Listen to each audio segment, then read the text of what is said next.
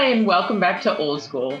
Today, our teacher is going to be Nichole Suvar, and she is the author of Numbering Our Days, Combating Anxiety in the Power of Small Intentional Moments. And I got to be on her launch team, and I really enjoyed the book, and I want to drill down a little bit on what she's going to be doing with us today. She is a self-described recovering perfectionist and anxiety fighter. I don't know about the recovering perfectionist for me, but anxiety, yes, part of that team. She is an author, and I was on her launch team for Numbering Our Days. She has contributed to several devotionals and is a writer for the Self-Care app, which focuses on mental health, and I'd like to chat about that as well. She currently lives in the Midwest with her high school sweetheart husband, Paul, and their 3 kids. She enjoys training for marathons. I would not. Hiking, okay, but it gets a little hot in Arizona. And today we're going to have her teach, and hopefully the philosophy here at Old School is that everybody's older than someone, and that we can get some nuggets. A lot of times we only want to learn from our own species, that being people our same age, but I have already, in the recording of the various podcasts, gotten so much from people across the spectrum, from their 20s to their, well, I'm the oldest, 60s, but whatever. So anyway, welcome to class today, Nichole. Thank Nichole, you. it's great to see you and finally meet you. I see you on Instagram. We meet there periodically. So I think what I'd like to start with is just your story, how you became a writer and how the focus on anxiety was your choice. Yeah. So my story actually kind of goes all the way back to elementary school. My first memories of worrying go back to when I was 10. I had a really hard time sleeping. I had just constant intrusive thoughts throughout the day of just worrying about, I worried about the ozone layer long before it was a thing that anybody else was worried about. This was like Wow. 1992. I eventually was diagnosed with ulcers as a 10-year-old. But unfortunately, at the time, the doctor just told my mom, well, she should not drink any pop and take Rolaids. There was never anything that was addressed as far as like, could this be something more than just a physical ailment in her stomach? Right. And so I just kind of lived with that worry all the time. And it was never really discussed as far as, hey, maybe there's an alternative to living like this. I just always lived like that. I became a Christ follower in my freshman year of high school, and things shifted a little bit in the fact that like I could trust God in the big things. Like I knew that he was going to take care of me. I knew that like he was in control of the bigger things, but then it was those smaller things in life that I could still have control over that would cause me to be anxious. And it's very much tied with that perfectionism, because I always wanted to get things just a little bit better, just a little closer to perfect. And if it wasn't, that would cause me to be anxious. And because I was anxious, I felt propelled to keep going. And so it came out as like an overachiever when in fact I was like silently dying inside because I could just not ever get to that. Perfection wasn't Yeah, coming. I couldn't. Yeah. I set that bar so high. But I just never, like, anxiety was not even a word. Like it was just that I knew that I always wanted to do better and I just worried about it. It eventually, I lived like this until my 30s. I was 36 years old when I finally went and got help. And what caused me to get help was because I was in a depressive episode. I started having these intrusive thoughts of suicide. And I was like, I have a husband that loves me. I have 3 healthy children. I love my job. So there's something wrong. And when I finally went and saw a doctor, they hooked me up with medicine. They hooked me up with a counselor, and the diagnosis of general anxiety disorder with depression. Even as like a little girl, I dreamed of writing a book someday, but it was always one of those like, yeah, right. Like just like a girl wants to be in movies or be a princess, like, yeah, write a book. It wasn't necessarily something that ever is going to happen. But I found such healing in writing. And when I was going through the healing of acknowledging that anxiety was an issue and that it needed to be addressed, and I didn't have to live like that all the time. Writing kind of just helped me cope and help me heal. That is incredible. And I mean, for how long you dealt with that. Yeah. In high school, we moved from Michigan to Arizona, and I had a lot of abuse in my childhood, which is in my book as well. But I don't even know for sure the pile of things that came on board. But between my junior year and my senior year, there was a lot going on. And I had so much anxiety that I internalized that the duodenal muscle in my stomach stopped working. Yes, I had ulcers, but they wanted to fix it. Well, I dropped a bunch of weight, and I had some weight to lose, but I loved it. I was like, ooh, do we have to fix this? And my mother took me to the University of Arizona, which is known for its medical school. And they ran this tube down my throat and discovered this muscle situation, and then gave me whatever they needed. And unfortunately, they fixed it. But nonetheless, people do not comprehend how physical anxiety and worry is. It's just so, it creates the cycle when it attacks your sleep. And then and then your sleep is like crucial. That's the number one health thing that you need to keep intact. And if you're not getting that, then you're not having energy, and then you're worrying because you're not getting stuff done. And then if that perfectionism kicks in. Yeah. So, that's such a shame that it took a while, but the Lord got you there. And I believe that writing, I like to write down things. Not that I ever thought it was going to make me a writer, but I get a new little journal every year. We go to Hawaii every Thanksgiving to throw a layout. We spread my mom's ashes there. And there's a store there called He Greater Than I. I don't know if you've ever I heard do. of it. Yeah. Yeah. And they have journals, and they have a different one with like a leather cover and a pen or something fun. And every year we go up there to the North Shore, and I get one, and that starts, the next year for me. So it's kind of fun. But I understand completely how that can be like, at the very least, you got it outside of you now, like the ulcers over here. Yes. Yeah. I think that the reason that it remained hidden, I guess, for years, because when I finally started talking about it, people were like, what? You're anxious? You always seem so in control. And I was like, well, because it's like suppressed and shoved down so far. But I think a lot of it is because for a long time, and I'm glad that it's coming out more, but in the Christian community, like if you are a Christ follower, you shouldn't worry. There's so much in scripture that tells us that we do not need to be fearful. We do not need to worry. So every time I would feel that worry come up, I would keep shoving it down because that's not what I should be doing. And there was a lot of shame in that because I just could not seem to get it under control. And so when I finally was starting to acknowledge that, like, it's not just an imbalance in our soul, like there is a trusting issue sometimes. That sometimes you can be fully trusting in God and there's this imbalance in your mind, or sometimes just like, just the different hormones and chemicals that flow through us, like that's that component too. And that's not shame. That should not bring shame. No. And frankly, this is my thought process on scripture. And I have a close relationship with the Lord. We've dispensed with subtlety. He speaks to me every morning. We have this conversation in my living room out loud. But the reason he says, however many times, don't worry, don't be anxious, don't be fearful, I think it's because he created us and he knew we would be, and that it shouldn't bring shame, that we as humans are going to kind of latch onto that. And just like him, and telling us that we need to love one another, those little reminders that we're going to get in our feels, we're going to get in how our body is created and moves. And we need to be able to do something about that and be proactive about that without people making us feel like, ooh, as a believer, you shouldn't do that. And it's like, it's just sometimes we're a little too shaming in our own community, and we need to like stand down, get the plank out of your own eye.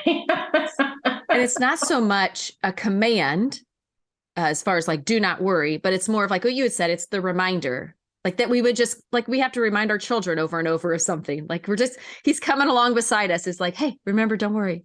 Like, oh, okay, that's right. It's not like a shaming. Yeah. Right.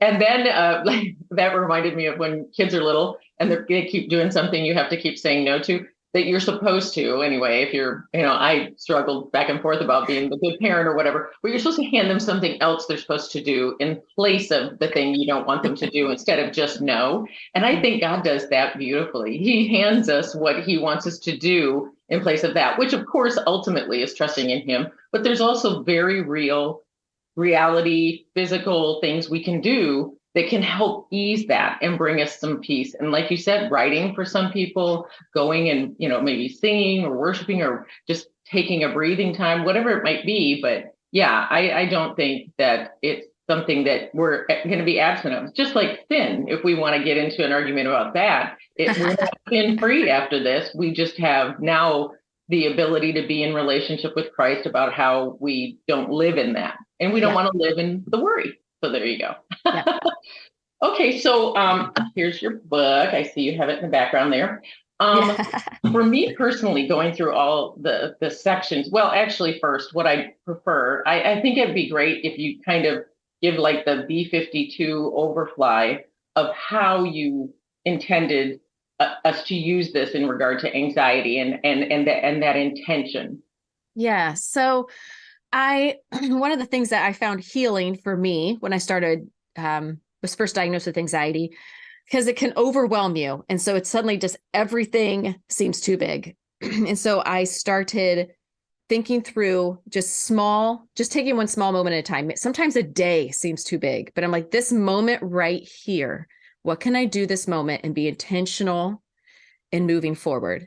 And so I started looking through different areas of my life that we could break down into being intentional with. And so in this book, there are 7 different areas that often can cause us to be anxious. And I break it down into some small areas of those 7 different types. To pause and consider, this isn't a how-to, like at the end, you're not going to be anxious free, but instead it's to help give you those tools to see the bigger picture. So at the end of it, I want us to have a more eternal mindset, because with anxiety, we do get stuck in this day-to-day temporal world because we start seeing like these things right here, right now that consume us. But we are in such a small part of a much bigger picture of eternity. And we are placed here, like this is called numbering our days. We are placed here for a certain number of days. That isn't supposed to make us anxious or fearful, like, oh no, I only have so much time left. Instead, it needs to do the opposite, and that God has given us a set number of days. So what can we do right now in this moment to bring him glory and to point others to him? And so that's just looking at all these different areas of our life, just focusing on small moments at a time that turn our focus towards him and off ourselves. That's awesome. I couldn't agree more. And I get in trouble. I have this group of people who, since my divorce, they take care of me. They do hair, wax, whatever. I call them my fantasy me team. And it's like a fantasy football team. And they tell me I'm not allowed to say I'm old, but I said I do have technically probably less days in front of me than I do behind me because I'm 60. I mean, and that's just reality. And to be honest, I don't want 60 more years, I don't think, here. I can't imagine looking in the mirror at 120. Might be a little frightening. But anyway, so it does make you not anxious, but yeah, what do I want my legacy to be? What do I want to have done? When I stand before my king, what do I want him to say that I did? Because that time is so finite, which is the area of the book. I love it all. But for me, time is a huge thing because that's one of my love languages too, is what am I doing with that time? And like you said, we can get to, oh my God, I just sat here for 2 hours scrolling. This was horrible. You don't want to beat yourself up because now you're going to spend some time doing that. So I like that section. I feel like that kind of sets up the others for me. And I think that can be fun play on that with the way you've broken that out. The time section for me was one of the ones that spoke more into the area of my life. And I think that's great that you broke them out that way. I think that's for everybody, their anxiety points. Some people, like maybe it's their kids or, their marriage or whatever it might be, the ministry they're serving. So I like how you did that. Now is this got a follow up, it does have places where you can write in it, but do you have like a workbook, or are you going to have a Bible study with this? Yeah, I actually created, it's called my daily intention guide. So it's a downloadable resource at this time. I would love to make it into a book form that would just kind of be a planner of sorts. But right now you could download it and you could just print off your planner pages. So what it does is breaks down those 7 areas on a sheet of paper for you. But it helps you walk through and think through, okay, just today, what is one small moment that I could be intentional with my heart, that I can be intentional with my thoughts, my home, relationships, health, time. So it kind of just gives you little bits of places in there to do that. And it's set up so that maybe you're going through a season where you are really struggling, and having this to help focus, you can get into a pattern of doing this every morning. But then maybe you're in a period of time where things are going well and you aren't necessarily needing that reminder. So it's not something that I wanted to set out into a calendar. So you have huge blank pages of a calendar that didn't get filled in, but you could just use it. It's a tool that you can use. And it is kind of a follow-up and can be applied with this book as well. Yes, I love that. And again, because I have that journal, it's interesting. I don't journal every day, but it's funny how at least me, I don't know. I feel like people do it this way. You journal more when something really good happens or when something really goes awry, and you're like, okay, either I get my thoughts out here, or unfortunately the fallout will be around me, and that's just not a healthy plan. One of my favorite things to do here at the Old School Podcast is the last thing I like to ask everyone is, what would you tell not just your younger self or younger folks or somebody coming up, but because there are older people who maybe haven't done what you're about to say either, but that you wish you had someone tell you, or maybe not make that road maybe have lasted so long, or what would be a nugget you would give? I wish I would have heard this a long time ago, that my worth is not in what I do. I feel like that has driven me for a very long time, but it also has fueled a lot of my anxiety. Because in the back of my head, there's just always this thought that it's not enough. It's not enough. I have to do more. And it's just a really bad cycle. I couldn't agree more. And I'm sorry for that. I wish somebody had come up alongside. And I know you know that from the Lord, but yes.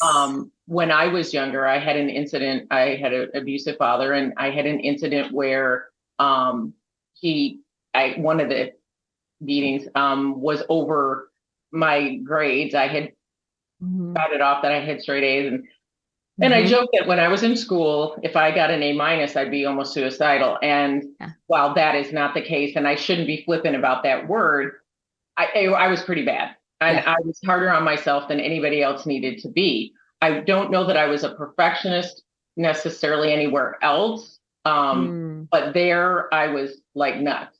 And I tried not to pass that on to my daughter. I don't know. I may have been on her a little bit, but yeah, that feeling that I was going to prove him wrong by getting really good grades, and that I wasn't going to need him as I moved through life. And so it ultimately was saying that I believed my worth was placed in things that didn't have anything to do with reality. And I apologize for you, that that would have been awesome for somebody to come alongside. But now here you are coming alongside however many people encounter you through your book, and you're letting them know that where their value is, and that their worth is, and that how they can make that worth and their purpose, intentional, and really press into the Lord with it. And I think that's awesome. So that's a great nugget. I'm hoping that young, not just ladies, young people as they're coming up will realize that. But there's a lot of old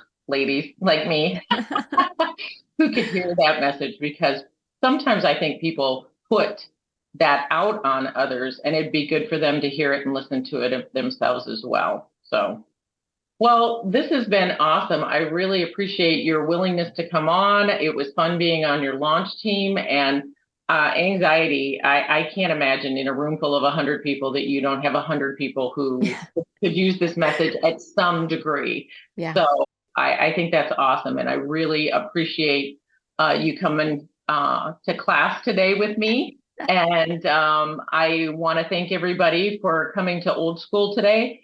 And if you want to connect with Nichole or get her book, all of her connection information will be in the podcast notes. And if you want to go on and rate and review and subscribe, it would be awesome. I'm new to this podcast game, and I can use anything that you're willing to hand out.